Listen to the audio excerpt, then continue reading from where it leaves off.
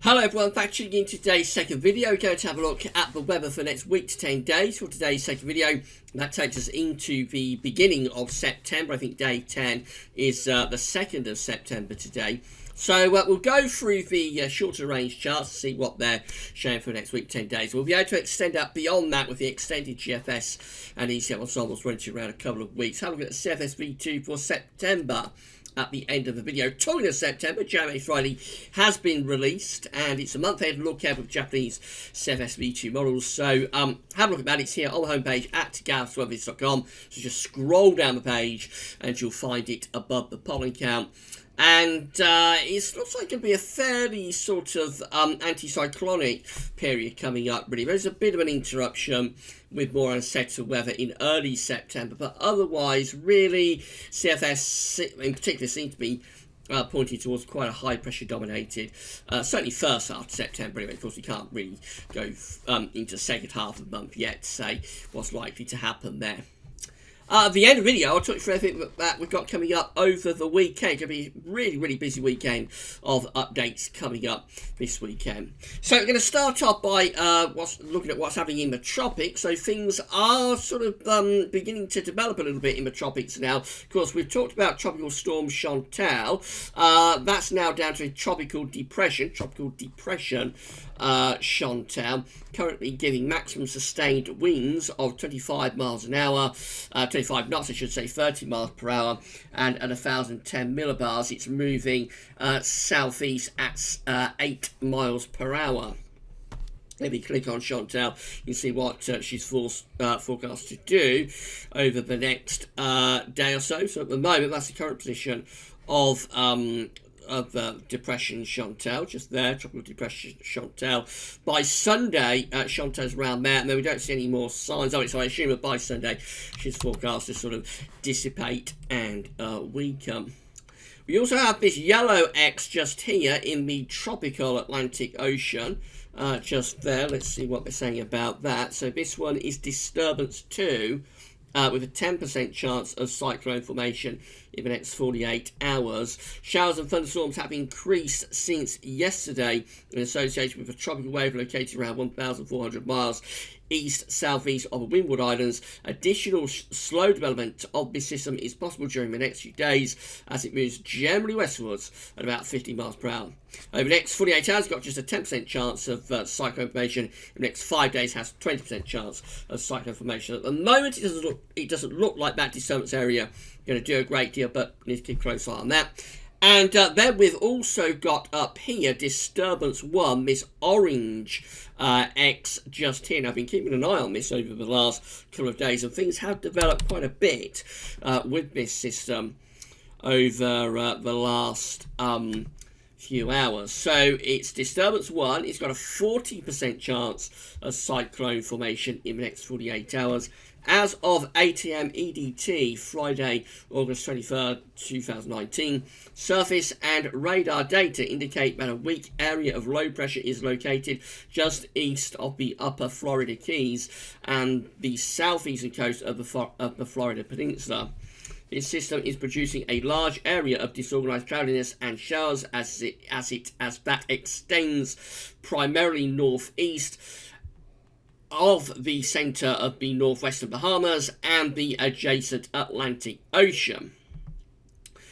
Sorry, it's very bunched up with the writers, you can see, so it is a little bit difficult to read it. So I'll just carry on. The low is forecast to move near or over the Florida Peninsula through tonight, which should limit development during that time. Environmental conditions appear conducive for development once the system moves northeastwards back over the Atlantic waters on Saturday. A tropical depression is likely to form this weekend or early next week, while the low moves near the coast of the east central Florida to offshore of the southeastern United States coast. Very complicated wording, isn't it? So regardless of development, locally heavy rains are possible in the northwestern Bahamas and southern and central Florida over the next weekend. Formation chance through the next 48 hours has a 40% chance And over the next 5 days, it's a 70% chance, a high chance that it's going to become a tropical storm in the next 5 days. This could well be Dorian.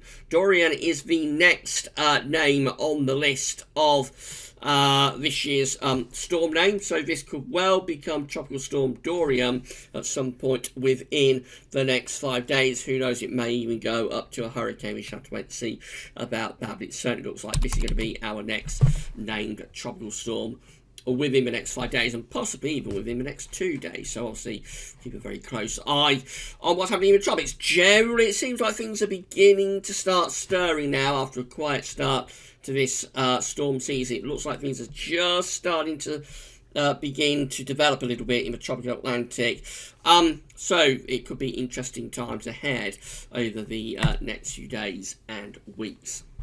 Coming back closer to home, these are the GFS upper air and precipitation ensembles for the next couple of weeks. Looking at London today, London town. So we're very warm at the moment. We're going to be getting even warmer over the bank holiday weekend. Of course, we talked about this on the videos late. It's going to get very warm to hot over this bank holiday weekend. I think temperatures could reach 32, possibly 33 degrees. This weekend. That's around 90 to 92 Fahrenheit, so it could be very, very hot down in the southeast part of the country. All places will be warming up this weekend. Into next week, a slow and gradual decline in the temperature. It takes a little while to get the temperature back to average, so it doesn't look like it's going to be a quick cool down. It's not really until sort of the middle to end of next week, this period just here, that the temperature looks like it's returning to average. Although there are ensemble members that bring it quicker. So this one, for example, is bringing the cooler air in quicker. That one does too. These ones are much slower. That one in particular is very slow. Keeps it really warm right way through to the 1st of September, actually. So there's a bit of uncertainty about how quickly the Atlantic pushes through next week. I tend to guess somewhere around Wednesday or Thursday is when we'll start to feel the cooler air down in the southeast, but before that, plenty of warm weather to come. Peak of the temperature is probably either Sunday or maybe Monday. Precipitation-wise, lots of dry weather coming up over bank holiday weekend as well. So hot and dry.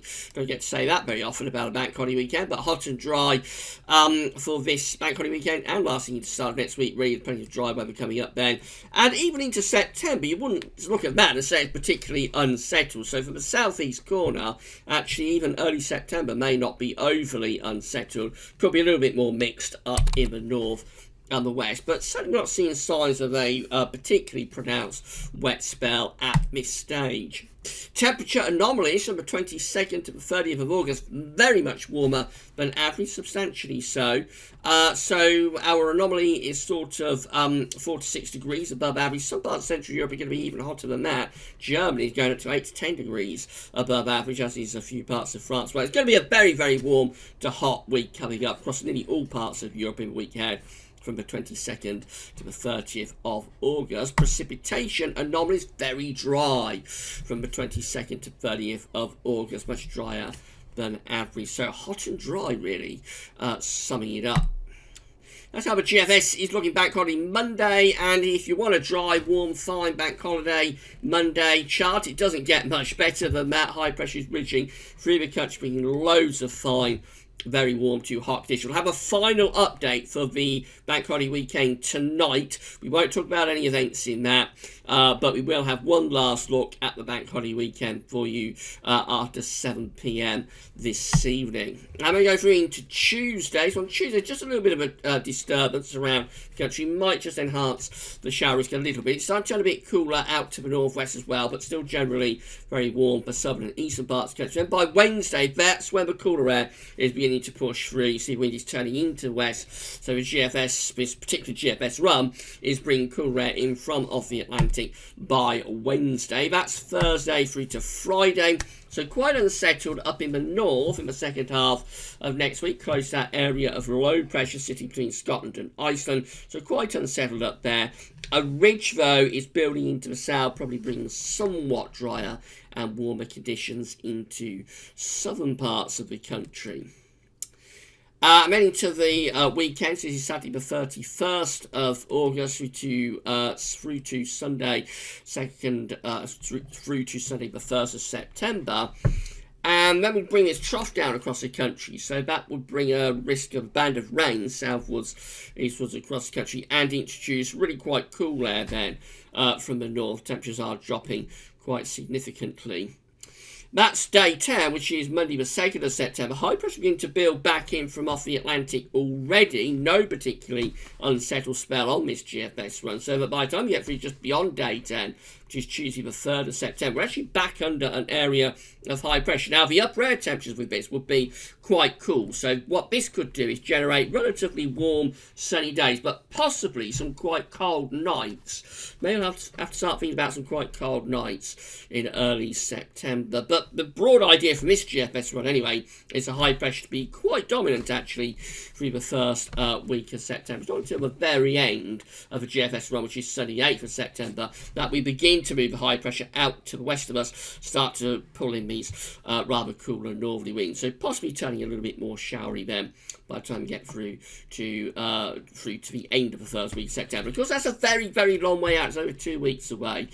And the idea that we would have a very unsettled first week to September, that's sort of going away a little bit in model output at the moment. So obviously anything beyond that has to have a big health warning. GEM is looking like this, so a lot of high pressure dominated weather for bank holiday Monday. It'll be very warm to locally hot. Staying mainly dry in towards the middle of next week. It's not until the second half next week that the cooler air begins to push through on this GFS run, and the high pressure never really going away from the south. So this is a more settled model run compared to the GFS, definitely, as we go to Saturday the 31st was. We are back under high pressure. It never really turns to south. It does cool down a little bit down in the south in the second half next week, but overall this is high pressure all the way, really, with the GM right the way up to day 10, which gets us to Monday the 2nd of September. Very, very anticyclonic indeed. So that idea that we would have an unsettled first week to September, that is in real doubt now within the model output. This is the ECMWF, again, bank holiday Monday, looking hot and fine across many parts of the country. Through to middle next week, it's starting to turn a little bit more unsettled. It is turning a bit cool as well. Look at that area of low pressure just there around Newfoundland. I suspect this is probably what's causing the uncertainty of the model output now for this first week of September. This would, I think, be the remains or it would be the remains of the disturbance we talked about at the start of the video. So it would be the remains of this disturbance 1, which is forecast to become a tropical storm in the next 2 to 5 days as it goes in that sort of direction. So that obviously with the ECMWF, that area of low pressure, that tropical storm pushes northwards up the eastern seaboard of America, so that by Thursday next week, 29th of August, there it is just off Newfoundland. It wouldn't be a tropical storm, or probably not a tropical storm at this point, but certainly a very intense area of low pressure. It's moving northwards into the Atlantic, and obviously where this goes, you're going to have very wide impacts on the overall pattern. So I would think that the uncertainty that we're seeing at the moment for this very end of August, beginning of September period is down to this development. Let's see what the ECM does then. So we go through to the end of next week, which is Friday, 30th of August. Still under a ridge of high pressure, still looking mainly dry, quite warm at this point. The low pressure there is starting to move out in towards the North Atlantic. And then we go through to Saturday the 31st of August. Now we start to look a little bit more unsettled. And here we go to Sunday the 1st of September. And that's the low pressure just there, but that is the remains of a tropical storm that hasn't yet formed. So you see how things get very complicated and much more uncertain at this time of the year, because this tropical storm, let's go back to it, this tropical storm just here that the ECM has just there on Thursday 29th of August. I mean, that hasn't even formed yet. That is just a disturbance area close to Florida at the moment. It's disturbance 1. hasn't even formed a tropical storm yet, and the ECM has got to work out whether it will form a tropical storm, and if it does, where that's going to go. What the ECM run does is moves that tropical storm as an area of low pressure into the Atlantic, and that breaks a high pressure down then. And so we actually go quite unsettled by day 10 with the ECM, which is Monday the 2nd of September. Looking quite unsettled. Low pressure is breaking through. So the ECM is still going with that idea of quite an unsettled start to September, quite an unsettled first week. But the other two, the GEM and the GFS, they're much more anticyclonic now for the first week of September. So uncertainty, uncertainty, uncertainty. That's always what you get at this time of the year as the tropics start to come alive. Let's have a look at the ECM ensembles from the Icelandic Met Office. See the options are on the table at day 10. Not sure how seriously we should take these, really, given the uncertainty in model output at the moment. But this is for the 2nd of September. So we have 20 members of the ECM ensembles with above average heights to our south and also to our west, below average heights up to the north. And generally quite anticyclonic with those, but could be a little bit shallow up in the north. These 14 just here, they are definitively unsettled with low pressure as a trough in the 500 millibar flow over the country, jet stream going like that. And there's a mid-Atlantic ridge as well. So that's a cool unsettled option. 10 with above average heights sitting to our west. They're bringing down rather cool northerly winds, but probably quite dry. The Atlantic's blocked off. And then 7, including the control and the operational ECM run. That's run with just looking at, of course, and only 7 doing this, so it tells us the scenario is not particularly well supported, with the above average heights going to the northeast and below average heights moving in from the Atlantic, so turning unsettled through the first day or so of September. A lot of uncertainty there within the ECM ensembles, even more so as we get through to 2 weeks out. We've got 11 members of the ECM ensembles for the 7th of September, 11 members with low pressure over top of the country, another 11 with above average heights over to the south of the country, 10 with low pressure out to the northwest, 8 with rather a flat westerly type pattern, bringing in the jet stream like that. 6 have us under high pressure for September, and 5 has high pressure to our north and bringing in easterly winds. So I mean, pretty much every scenario is covered there by the 7th of September, telling us that again. Just highlighting the fact that there's going to be a high degree of uncertainty within the model output at this point, now that the tropics are beginning to ramp up. Finally, this is how the CFSV2 is forecasting September. So this is the 700 millibar height anomaly for September 2019. It has an area of above average heights out to west of us, but also extending through the country and to our east as well. Low pressure, no real sign of low pressure, but lower pressure will be up here with the jet stream. So it looks like going for a relatively anticyclonic September. Temperature anomaly is actually perhaps a little bit low considering the pattern. You'd probably expect a warmer than average month, but it's only coming out close to average. But then again, high pressure in September doesn't necessarily have to be all that warm, especially as the month progresses. You can start thinking about pretty cold nights under these areas of high pressure in September as the days get shorter and the nights get longer quite rapidly. And then finally, no real signal for precipitation in September. But with high pressure so close to us, a dry month would be anticipated, I would have thought. However, we've got questions to answer for just kind of like a week or so's time as we go into the beginning of September. Will it turn unsettled, or will actually high pressure be the driving force for the first week of September? So there's questions to answer there. So anything beyond that coming with a very, very large health warning.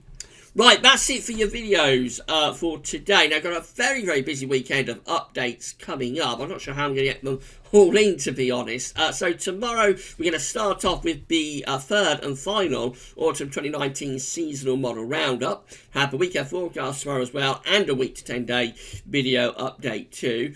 On Sunday, we've got Solar Sunday coming up, so it's going to be a very exciting day.